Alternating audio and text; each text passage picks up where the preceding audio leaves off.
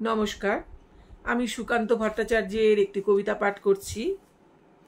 একটি মোরগের কাহিনী।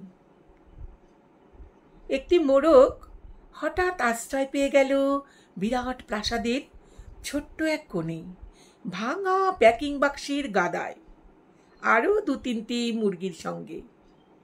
আশ্রয় যদিও মিলল, উপযুক্ত আহার মিলল না। সুতীক্ষ্ণ চিৎকারে প্রতিবাদ জানিয়ে গলা ফাটালো সেই মোরগ ভোর থেকে সন্ধে পর্যন্ত।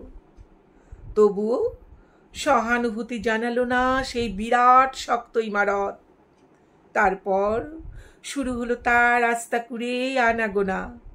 আশ্চর্য, সেখানে প্রতিদিন মিলতে লাগলো ফেলে দেওয়া ভাত, রুটির চমৎকার প্রচুর খাবার।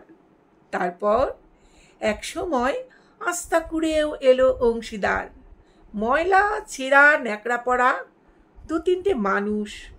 কাজেই দুর্বলতর মোরগের খাবার গেল বন্ধ হয়ে।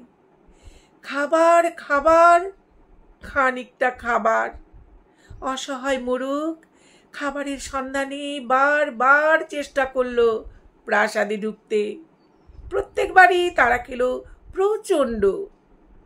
ছোট্ট মোরগ ঘাড় উঁচু করে স্বপ্ন দেখে প্রাসাদের ভেতর রাশি রাশি খাবার। তারপর সত্যি সে একদিন প্রাসাদে ঢুকতে পেল। একেবারে সোজা চলে এলো ধপধপে সাদা দামি কাপড়ে ঢাকা খাবার টেবিলে। অবশ্য খাবার খেতে নয়, খাবার হিসেবে।